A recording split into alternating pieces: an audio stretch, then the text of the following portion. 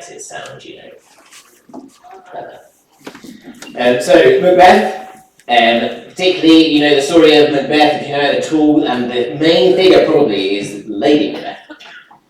And this Lady Macbeth, she plots and she schemes and she ends up coming up with this plan where she is going to organise the murder of the king, because then her husband can become king. So she plots and she schemes, and then eventually the king is murdered. But she can't take away the feeling of the guilt that it lays on her. She can't sleep. She's full of regret. She ends up in probably the most significant part of the whole play. She ends up through the night, wandering around, wringing her hands, going out, down, spot, out. She can't do anything to wash away the regret.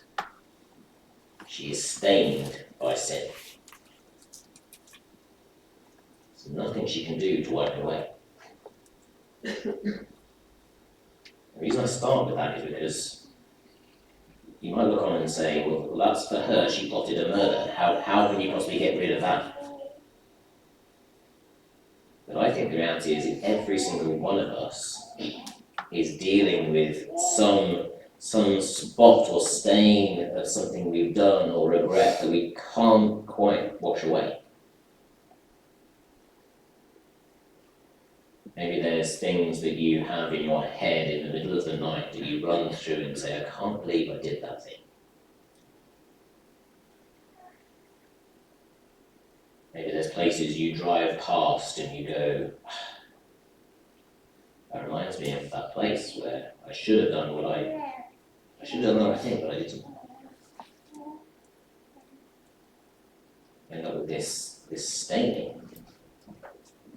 And no matter how hard we scrub and we clean, it's like I can't get it away. I try and cover it up with all sorts of different things, but I can't quite cover it up. I try and wash it away, but I can't quite wash it away. This passage and the Bible tells us that there is hope for that sort of staining. We can trust in the complete cleansing work of Christ. We can trust that there is possibility for us to be washed clean, and this passage, with its multiple repeating of sacrifice of sacrifice of sacrifice, tells us that it's pointing towards Jesus who can wash us clean. It is possible. But unfortunately, before we get there, it's going to get worse before it gets better in this sermon. It's always something that's very full of joy, right? Because it highlights actually that our sin is not just those big things that we have in the back of our head of going, I did want to do that thing. But actually our lives kind of fill up this staining of ourselves. But I want to tell you that's good. We have our home group come around every week, and sometimes I hoover before they come. And I think, I'll make it look nice. I'll tidy up and I hoover. What do I hoover? I hoover the bits you can see. I hoover the rug in the main room, because then everyone thinks, what a clean house he has. If I only ever cleaned that bit you can see, those apple cores underneath the sofa, they're going to get pretty smelly. My children love an apple, and they do not love a bin. Now, in order for us to have a clean house, I've got to remove the sofas and clean up all of those other things. And as we look at these unintentional sins and the times we try to excuse our sin, then I think we're going to reveal it so it can be cleaned, so the apple cores of our soul can be taken away. That's a fun rhetorical, I don't know how to say that. But we want that, right? We want that smell, that stench away from us, to be cleaned fully. So the first thing I want us to notice is, did you notice how time and time again, as Esther was reading, how often it mentioned unintentional sin? Do you notice that? It's weird, isn't it? As you read through that, what is mentioning all these unintentional sins? You see verse 2, when anyone sins unintentionally and does what is forbidden. And then it basically says it time and time and time again. You see, another example, verse 13, the whole Israelite community sins unintentionally. The leader sins unintentionally, verse 22. Verse 27, the member of the community sins unintentionally. You see, this is talking about the sins that stain us, and not just the ones that are premeditated. You see in Numbers, this unintentional word is used to say some people have gone out and murdered intentionally, they had a plan. And then it says this unintentional, like manslaughter. You see, this is kind of describing those I didn't mean to sins.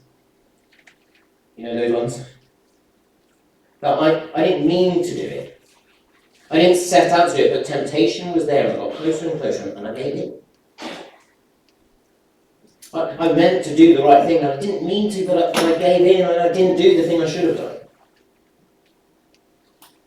Now, just to highlight this, I used to be a teacher and I heard lots of these I didn't mean to's. Okay, there was I've got a particular group of girls in mind on the playground pretty much every other day. They would go out, they were good friends, and then by the end of lunchtime, they were not good friends. And I was useless at sorting out, but my teaching assistant was brilliant. So she would get them together around the table, and what would happen? They'd say, well, we were playing nicely, we were having a nice time, and then I said something horrible, but I didn't mean to. I didn't mean to. And they say that, don't we say that, as a kind of way of saying it's not really that serious. But what did I notice as I looked on from my computer trying to do work while my teaching assistant sorted it out? As they say I didn't mean to, they still had their heads down. They still kind of shrunk into their chair. Even though they were saying, I didn't mean to, it's not that serious, they still obviously had that sense of guilt, of shame, of staining. And as well as that, it doesn't mean to, it affects relationships, doesn't it? These good friends sat in a circle, and even though they didn't mean to, they slightly turned away from one another. Sin stains and it separates. And for us, we know that, don't we? Don't we try and excuse those? We say, I didn't mean to do it. It was a mistake, it was an accident.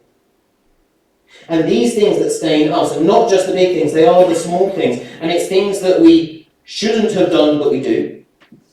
And it's things that we should have done, but we don't. Chapter 5 kind of carries on this theme. At the beginning of chapter 5, you get a couple of examples. Verse 1, if anyone sins because they do not speak up when they hear a public charge to testify regarding something they have seen or learnt about, they will be held responsible. Now, if we think about that, doesn't that hit like a sort of a punch in the gut? How many times have we been in the staff room or in the pub after work and people start speaking about somebody else at work and they're saying horrible things about them and you know you should stand up for them? And you stay quiet. How many times when people are being mistreated and you see it and you could say something, you could step in and you stay quiet. As we think about them, don't we see it's removing the sofa and it's that rotten apple core of our soul which is staying there. Or another example, in verse 4 of chapter 5, someone thoughtlessly takes an oath to do anything. Or this one feels like it's like been written for me. And how many times do you say, yes, I'll do that? And then you don't do it. And I know that when I do that, I know the sense of like staining and separation. I think of one particular friend where I've said, yeah, let's meet up there, and it never happens. And what happens, I end up sort of retreating from them. Because I should have done the things I said I was going to do. You see, it might not feel as big and as serious, but we know there's still a staining, we know there's still a separation. And I think another reason we know we need cleaning is because of how we act. You see, we all act as if we need covering up. We all act as if we need cleaning. We all act as if I need to look like I'm really nice and shiny, and I'm a really nice person, you know. And what do? We put on a good show. You see, what do we all hate? What do we all hate? We all hate it when people do virtue signaling, right? They're all like, I'm amazing, I've done this amazing thing. We look on them and we go, oh, that is like wrong. Like they're obviously trying to go too hard there. We all do that though. Don't we? We know because we see it in other people. It's are blind to ourselves. And why are we doing that? We're doing that because we know there's a stain and we're trying to cover it up. We're going, I am good, look. But we know it's not quite right. Or let me give you another example, just to show that I think this is what I do, and this is, maybe it's just revealing me, but I think we all do it. When you tell a story that you're in, you ever tempted to make your part look a little bit better than it actually is? They were all lying, but I didn't quite lie. We do that, don't we? Because we're covering up. We know we need cleaning and we're trying to cover up. We're needy, we're going, I'm okay. I've got to get success or qualifications or I've got to be liked and then I'm okay. And can I tell you, it doesn't work. The stain is always there. You can tell as many stories where you look good as you like and the stain is still there. Let me tell you, this is a very honest moment. I think this is very much like, this effort to clean ourselves up is very much like my effort to clean myself up when I was in secondary school. I was a smelly teenager. My body odour. I was a teenage boy. But I think I was a special teenage boy. So what do? I'm dirty. I smell. I spray myself with body spray. I don't need a bath. I'll cover it up with Lynx Africa and somehow strut out thinking I will be God's gift to women. Every single person looks on and goes, that does not cover it. No one is going, lovely. Everyone is going, that boy still stinks, but he's covered with like a sweet stick. Like, that is what happens. But that is what we do when we cover up our sin. We're trying to go, I'll spray myself with good things, and maybe that will be enough. We know the stain is still there, right? Hey, I hope that moment of humility communicates something. That's what we do. It's like we're spraying ourselves. But it doesn't work. The stain is still there. And very quickly, I want to say another second bit. Did you notice another argument that people will use? One is I didn't mean to. The other one is, well, look at what they did. What they made me do. You think of what, those girls that came and they said, but they did that. Or we might be tempted to blame the leaders we have or society, that the system, the structure is what made me do it. But again, that is just like sticking a plaster on when you've got a disease. It's not going to work. Now, I want you to notice, did you notice, it was sort of repeated several times, did you notice how you had a section which was about when the anointed priest, the high priest, when they sin? You see, the people in responsibility, they are responsible. So when the high priest sins, they have to have a young bull. That is a very valuable sacrifice. In fact, more valuable than what you get for the everyday members. The whole Israelite community sins. Again, they have a animal, a young bull as well. Again, a very valuable animal. You see, those in authority, they do bear responsibility. Society problems, they do need sorting. Still true now for those in church leadership, for those who teach. We do bear more responsibility. Even as I'm teaching now, and this is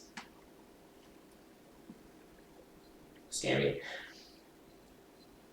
Those who teach, those who are leaders, we have to give account to the Lord.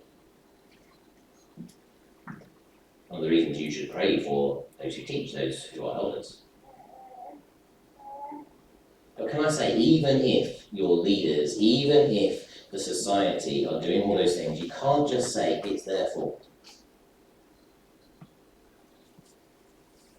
Because it does land with if any member of the community sins unintentionally, does what is forbidden, and they realise they can't. You see, it might be true that I didn't mean to. It might be true that look at what they did. But I think we know that stain is still there, don't we? A burden we're still carrying.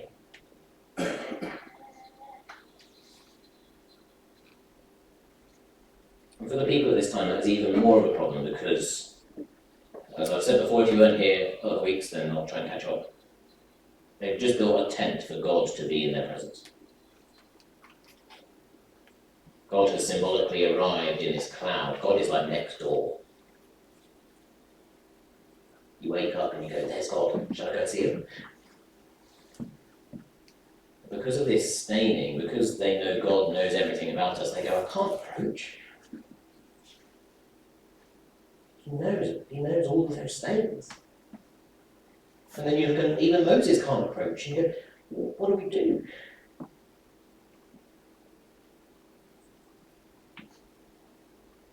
But that's where we do have this pointed to sacrifices that, in fact, ultimately pointing to Christ who cleans and connects us to God. We're going to see through these sacrifices that there is a way to wash away the stain. It can be gone. No matter how dirty you might feel, no matter how much you may have done, there is a way for it to be washed clean. And when washed clean, you can come into God's presence. Be with the one who made you. Be with the one who you were made for. At one with him. And this, I know it's weird. I know you read the Old Testament and you go, why all the blood and why all the bulls? But it is all pointing towards like a trailer of a film. You watch a trailer of a film, you go, that doesn't make any sense. And then you watch a film and you go, oh, it does make sense. It gives you the taste, it gives you the flavour. You go, oh, I want to see that. We're meant to read the Leviticus. That gives me a taste, that gives me a trailer. I want to see what Jesus has actually done. But this trailer, it actually gives away the ending. You see, this trailer tells us what's going to happen because it says time and time again it will make atonement. Remember, that means at one. These sacrifices mean we can be at one with God, united to God, and we'll be forgiven. We can be clean. We can be washed. Make atonement and be forgiven in verse 20. Make atonement and be forgiven, verse 26. Make atonement and be forgiven, verse 31. Make atonement and be forgiven, verse 35. Time and time again, we can be washed, we can be forgiven. I know I have laid thick the stain we have, but I want to lay thicker that we can be washed clean. We can be forgiven. You see, first we can be forgiven. That the symbolism in the Bible is often referred to as being washed. Being made clean. Psalm 103 describes it as far as east is from west. If you're bad at geography, that's a long way. So far has he removed our transgressions from us. It's taken away. But when you do think of it like this, when you come to Jesus, it is possible for the stains that are on your hand to be going out down the spot. When you do think of the things you regret. And through Jesus, as if you can wash them off in the sink. As the water flows off your hand, that spot just leaves your hand and flows down the blood. It's gone. Have you ever tried to get water back out of the plug? Can't do it. It's been washed away, it's gone.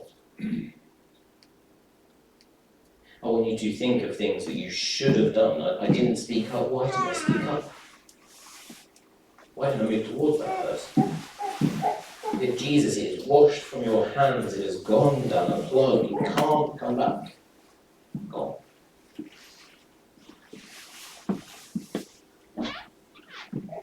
Think of it like this. I hope you have. I don't know if you've been in a situation where you really have wronged someone and they really have forgiven you. You're sitting down and it's all a bit awkward and tense and you say, you really are forgiven. It really is gone. I want you to hear the words of Jesus like that. It is finished. That stain is gone. It's clean. I want us this morning to believe that Jesus has done enough to do that. You know what's even better than that? Because we're forgiven and we have atonement at one moment. You You see, we're made at one with God. Yes, the order, it comes up in Leviticus 9, all these offerings we look at. The order is, they come, they have this sin offering, they're washed clean. Then they have the burnt offering. Do you remember the burnt offering? This like representative goes up in smoke as if to join with God. So you're made clean, you're united with God, and then, do you remember last week, they then have a big party and a feast. What's this showing? It's showing Jesus does enough to wash us clean, to unite us to God, and then you get to eat with him, enjoy him, be one with him, be united with him. That is wonderfully good news. It's not just that we're forgiven, it's not just I'm washed clean and I get to strut around in life going I'm clean. It's that I get to go and be with my God. Know him, enjoy him. He's the one that made you. You're made for him. And can I say, that is better. I was thinking about this, we're at one with God, that's united. The kind of picture in our life is like marriage. We're united. What can I say? I think of recent weddings I've been to. You know, Adam and Rosie's wedding was lovely. Ross and Rachel's wedding was lovely. And young married couples are great, but you do sort of look on and go, oh, that's as if you've never wronged each other. You know, that's lovely. Do you know what I think is even more beautiful? Seeing a sort of old couple,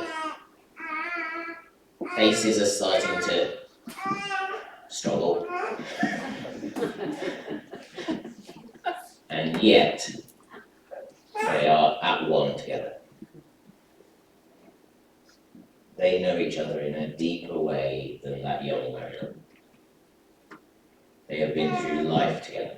They haven't abandoned one another. How is that possible? Because of forgiveness. You don't get a married couple that are that close without there being a basis of forgiveness time and time and time again. In fact, imagine a relationship where you're constantly trying to put on a good face, constantly trying to pretend everything's okay. It's going to be a hard time. Imagine one where you go, this is based and built on them looking at each other and saying, I forgive you. Our relationship with God is much more like that. He knows everything we've done. He knows all of those stains, all of those wrinkles. He knows everything, every little bit. And he goes, I wash you and I forgive you and you're welcome in. That is beautiful. That's the relationship we have. You see, we are forgiven, we are washed clean, and we are brought near to God. But how do we do that? Two things. One I want to do very quickly. Did you notice this? We've covered this lots. Did you notice lots of this is very similar to what we've had previous weeks? So first, if you sort of look at, let's do the one from verse 27. Verse 27, the community has sinned. What do? Well, they need to bring a female goat without defect. We need a representative that is perfect. There's no defect on this goat. He's pure. He's beautiful. Like our Jesus. Pure. Beautiful. Then you lay hands on this goat. Why? Because you're kind of pushing on your identity onto this goat. You're saying, this goat now represents me. In this setting, what does that mean? That means those things I regret, I'm saying, Jesus, you take them. That thing I did, Jesus, take that. That thing I thought, Jesus, take that. He then represents everything we have done wrong. The goat is then slaughtered. Jesus dies in our place. It's not just brushed under the carpet. It's treated seriously and he dies in our place. And then later you see he's burnt up, that image of us being taken up to be one with him. Now, I don't want to spend long on that because we've done that a couple of times already. But don't get bored of that. That is brilliant news. Don't go, oh yeah, Jesus is my representative. That is the best news ever, okay? So I'm going to be quick, but I want you to go, yes, wonderful. Our perfect representative dies in our place. But second, I want to notice the slightly weirder thing. Did you notice how often they are splashing blood about? Loads of it. This would have been like really weird and messy. Particularly you get to this bit in, look at this one. This is for a member of the community. This one seemed to have less blood than some of the others. But even so, he takes his finger and he splashes the blood against the horns of the altar. Then he pours the rest of the blood at the base of the altar. What is going on here? We've just spoken about how we're stained, how we're messy, how we're dirty, and then you have blood being splattered everywhere. If you come to my house and say, I'll clean your house for you, Spencer, blood everywhere, I'm not going to go, oh, well, that's really nice and clean, thank you very much. I'm going to go, what have you done to my house? Why is there blood everywhere? Well, but this is the image, okay? Why on earth is this image saying there's blood and it makes us clean? Well, bear with me, okay? I want you to jump into an Israelite's mindset. Okay? Leviticus 17 says that the life is in the blood. The life is in the blood. They see blood of a pure animal and they say that blood is like pure life. And that blood can then wash, is like life over death. It gives a covering of life over death. That's what they're seeing when they see this image. We tend to see blood and go death. But they're seeing life. It's life, it's what's pumping through our veins. I wonder if it's a bit more like, Roger was telling me about this, I don't understand medical stuff at all, that makes me feel a bit sick. But he was saying about the dialysis machine. What's it doing? It's taking out, I'm going to get it all wrong, but bear with me, it's taking out the sort of dirty, inadequate blood and pumping in blood that has life. Or you might want to think of it like, what happens when you have a vaccine? It's then bringing in life that defeats the disease. That's what it's doing, okay? It's giving you this life. That's the image. So blood equals life. Blood equals cleaning. And then you have another weird thing, which I spent several hours this week going, why then are the people not? Why do the people not have blood put on them? Do you notice that the blood is put on the tabernacle? It's on the altar. It's on the curtain. It's like it's cleaning the tent instead of them. Weird, right? I think what's going on is the tabernacle is the place the people go to meet with God. It's the place they go to meet with God. So to have that place symbolically clean by this lifeblood means that every time you come to approach, you are reminded, yes, I'm stained and yes, I'm dirty, and yet I can come and meet with God in a place that has been made clean where I meet with Him. So there I am made clean, and there the way is open. There I have forgiveness, and there I can be at one with God. It's opened up, it's welcomed at the very place I meet God. And then I started thinking, it's almost like you turn up, you know you're dirty, and as you turn up at somebody's house, there waiting for you is a towel and a bath being run. Made me think. Somebody sent me a picture where they'd been for a park run yesterday, and they were filthy. They were absolutely up to here in mud. And then we think, well, what is it an image like? They could come to my house and go, here's your towel, go home and make yourself clean before you come in. Or I could go, come in, but don't wash, have all the mud everywhere. And they'd be feeling like, oh, can I really come in because I'm really messy? As opposed to that, it's saying, come in, you're messy, you're dirty, here you can get clean, and here I'll come and make you some breakfast. See, the very place you meet is where you're made clean, and the very place you meet is where you get to have some breakfast. I didn't do that for that person, but that would have been a nice little illustration, wouldn't it? Yes, it would. But that's what you want, isn't it? A place where you can come and be clean, and a place where you can come and have relations. Those things happen together in the very same place. And just as we close, I want us to realize that now, where is the place where God meets us? Well, one is in the church. So how do you come to church? You come and you're going to be messy. You come and you're going to come with all your stains and all of your wrinkles and all, you're going to come and there's going to be things in this week and you go, God, how can I possibly come with all God's people when I've done that? The church is the place where we hear about Jesus, who is the one that washes us clean and means we can meet with him. You should be able to turn up here and go, I've been a mess this week. Because Jesus is the one that cleans us and Jesus is the one who welcomes us. We come and say, God, make me clean as I hear the word. But two, actually, God meets us everywhere and anywhere, doesn't he? He dwells within us.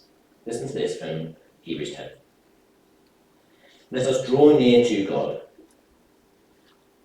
with a sincere heart and with the full assurance of faith, having our hearts sprinkled to cleanse us from a guilty conscience and having our bodies washed with pure water. Did you hear that there? We've been made clean. Our hearts have been sprinkled to cleanse us from a guilty conscience. Our guilty conscience can be cleaned. And we can confidently come to God. Let us draw near to God with a sincere heart. It is only through the blood of Jesus that we can be cleaned and we can come near. It's the only way.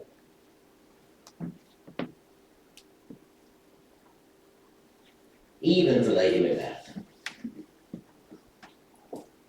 that spot, the only way it could come out, I wish I could sit her down, enter the play, it would slightly ruin it. Enter the play and say, come to Jesus and that guilt can be gone. In fact, you, even Lady Macbeth, you can have a relationship with God. I can't do that with Lady Macbeth, I can do that with us. Come to Jesus, the only one who can wash away that stain. It's better than pretending the stain isn't there. It can be washed away and you can be welcomed. Just two very quick applications for us at the end. One, if we know we have been washed clean, we don't need to pretend anymore. You don't need to be that teenager covering yourself in body spray. You can be confident in what God has done. You can go, yes, I'm a mess, and yes, I'm forgiven. And second, we can confidently approach God and confess. We regularly here will confess together. The reason we do that is not because we're not forgiven. We're already forgiven. If we've trusted in Jesus, if we've said, yes, I trust you, and yes, I will follow Jesus, we're forgiven. So why do we keep confessing? Partly because every single time we do that, we are reminded that Jesus has done everything to wash me clean. And partly because we are reminded that he has done everything that we can be welcomed home by our Father. We're going to do that now. In a moment, we'll read a shared confession. I want to give just a moment where you can do some work. Why not spend a moment in silent prayer and pray to God who makes you clean, confess to him, ask him to clean you again.